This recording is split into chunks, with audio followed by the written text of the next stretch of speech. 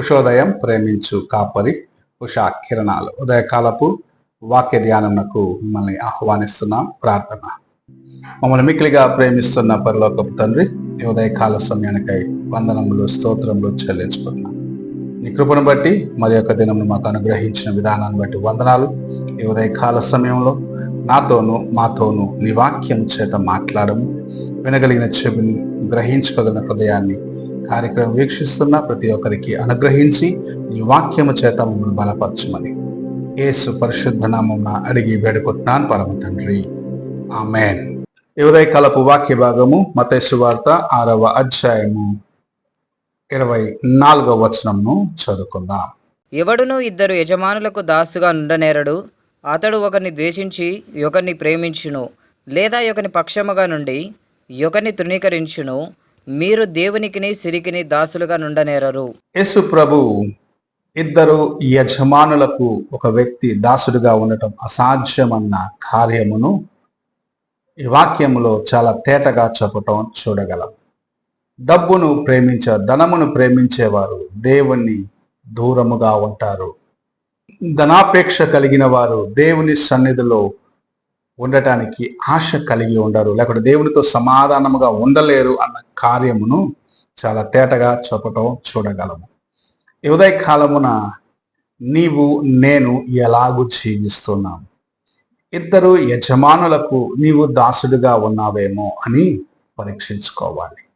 నీవు మొదటిగా చేయవలసినది ఈ లోకములో అల్పకాలపు పాప భోగము కోసము, లేకపోతే అల్పకాల సంతోషము కోసము దేవుణ్ణి మర్చిపోయిన అనుభవంలో ఉన్నట్లయితే ఆ కార్యమును మొదటిగా విడిచిపెట్టమని ప్రభువు నేర్పించారు. ఎందుకంటే ఈ లోకంలో ఉన్న ధనము కొద్ది దినాల్లో నీ చేయి జారి పోతుంది.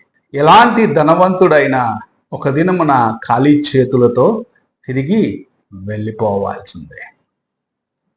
మహాచక్రవర్తి అయిన అలెగ్జాండర్ దేశములన్నింటినీ గజగజలాడించిన వాడు తాను చనిపోయే సమయమున తన శవపెట్టిలో నుండి తన చేతులను 2 బయట పెట్టి, ఇది మహా అలెగ్జాండర్ దేశములను గజగజలాడించిన జయమును పొందినవాడు ఒట్టి చేతులతో వచ్చినాడు, ఒట్టి చేతులతో తిరిగి వెళ్తున్నాడని అతనిని గురించి ప్రకటించమని తన యొక్క శవమును తీసుకొని వెళ్ళి ఊరేగింపుగా తీసుకొని వెళ్తున్నప్పుడు ఈ మాట చెప్పండి అని తన యొక్క మంత్రులకు, తన యొక్క సహకారులకు చెప్పినట్లు చెప్పబడచ్చు.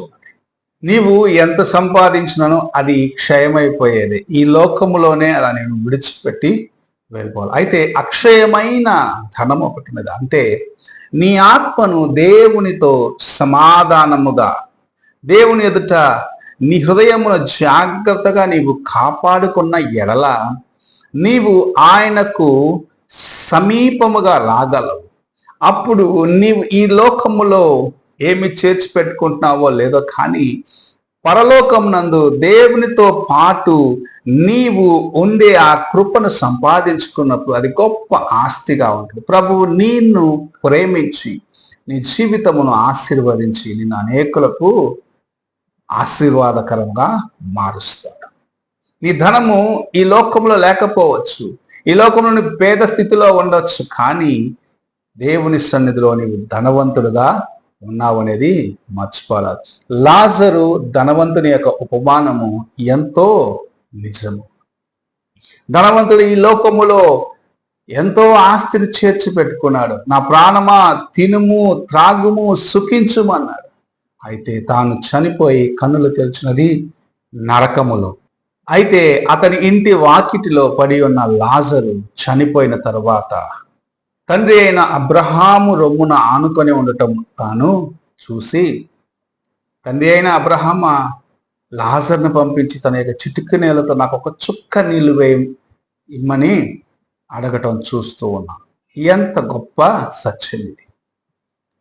ఈ లోకములో సుఖములు అనుభవించినాడు, ఈ లోకములో ఏ కొలత లేని వాడిగా జీవించినాడు, కానీ తాను చనిపోయిన తర్వాత ఒక చుక్క నీటి కోసం ఒక చుక్క నీటి బొట్టు కోసము ఎంతో అలమటించినాడు. ధనమును ప్రేమించేవారు దేవుని ప్రేమించలేరు. దేవుని ప్రేమించేవారు ధనము పైన ఆశ కలిగి ఉండరు. ఎవరైతే ధనాపేక్ష కలిగి ఉంటారో, ఎవరైతే దేవుని పేరు చెప్పుకుంటూ ధనమును సంపాదించుకుంటారో వారు దేవునికి ముందు ఒక దినము లెక్క అప్పచెప్పాలి. యేసు ప్రభుతో పాటు ఉన్నాడు యూదా ఇస్కారియోతు. 3.5 సంవత్సరం యేసు ప్రభు చేసిన కార్యములన్నింటిని చూసినాడు. అయితే ధనాశ తనలో ఉన్నదాన్ని బట్టి, డబ్బు కావాలనుకున్నాడు కాబట్టి యేసు ప్రభువుని అమ్మివేసినాడు. యేసు ప్రభువుని అమ్మివేసినాడు స్వల్పమైన డబ్బు కోసం, తుచ్చమైన ధనము కోసము దేవుణ్ణి అమ్మివేసినాడు. తర్వాత పశ్చాత్తాపడ్డాడు, కానీ తాను పోగొట్టుకున్నది ఎంత గొప్పదో అని తెలుసుకోలేకపోయినాడు. నీవు నేను కూడా ఇలాగ ఉన్నట్లయితే ఒక దినమున దేవునికి ముందు లెక్క అప్పగించవలసిన వారిగా ఉన్నాము అని గ్రహించుకొని దేవుని ఎదుట నీ హృదయమును జాగ్రత్తగా కాపాడు. ధనమును ప్రేమించు. ధనమునకు అధిపతి ఎవరు? నిన్ను మాయలోకి తీసుకొని వెళ్ళే వ్యక్తి ఎవరు? అపవాది. అది లోక కార్యములను నీ జీవితంలోకి తీసుకొని వస్తుంది, నిన్ను దేవునికి దూరము చేస్తుంది. అయితే ధనమును అనగా లోకమును నీవు ప్రేమించకుండగా, లోక కార్యములను ప్రేమించకుండగా దేవుని వైపు చూసినట్లయితే, ఆయన కృపను నీవు వేడుకున్నట్లయితే, ఆయన నాతో ఉంటే నాకు చాలు అని నీవు చెప్పినట్లయితే నిజముగా నీవు ధన్యుడుగా, ధన్యురాలుగా లెక్కించబడతావు. ఎందుకంటే సమస్తమును నీకు ఇవ్వగలిగిన ప్రభువును నీవు కోరుకున్నావు. ఆయన యొక్క సహాయమును నీకు ఎన్నడూ కొదువు చేయడని దేవుని యొక్క వాక్యం సెలవిస్తుంది. గనుక ఈ ఉదయకాలమున దేవుని ప్రేమించుము, లోకమునకు నువ్వు దూరముగా ఉండు, ఆయన అనుగ్రహించే తన కృపను సంపాదించుకో. గొప్ప ఆశీర్వాదములను నీ జీవితంలో చూడగలవు. ఒక వ్యక్తి 2 యజమానులకు ఎన్నడూ దాసుడుగా ఉండలేడు. ఒకరిని ప్రేమిస్తాడు, ప్రేమించిన ఎడల మరి ఒకరిని ద్వేషిస్తాడు. గనక తన యొక్క జీవితంలో తాను ఏది కోరుకుంటాడో చివరి వరకు అతని జీవితంలో అదే నిలిచి ఉంటుందని దేవుని యొక్క వాక్యము సెలవిస్తుంది. నీవు ఏది కోరుకుంటున్నావు? దేవుని సన్నిధిలో జీవం ఉన్నది, దేవుని సన్నిధిలో కృప ఉన్నది, ఆయన నిన్ను ఆశీర్వదిస్తాడని దేవుని యొక్క వాక్యం సెలవిస్తుంది. ఆశీర్వాదములను నీ జీవితంలో సంపాదించుకో. గొప్ప ఆశీర్వాదము ఇతరులకు నీవు ఇవ్వగలవు. ప్రార్థన చేసుకున్నాం. మమ్మల్ని మిక్కిలిగా ప్రేమిస్తున్న పరలోకపు తండ్రి, ఈ ఉదయకాల సమయంలో మీరు మాకు అనుగ్రహించిన నీ వాక్యమును బట్టి వందనాలు, స్తోత్రములు చెల్లించుకుంటాం. 2 యజమానులకు దాసులుగా ఉండటం ఎంత కష్టమైన కార్యమని నీ వాక్యము సెలవిస్తుంది. మేము అంతం వరకు నీ వైపు చూసి ముందుకు వెళ్ళడానికి నీ కృపను అనుగ్రహించి మమ్మల్ని ఆశీర్వదించమని యేసు పరిశుద్ధ నామమున అడిగి వేడుకుంటున్నాను పరమ తండ్రి. ఆమేన్.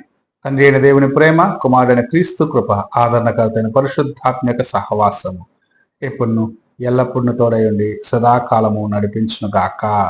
ఆమేన్.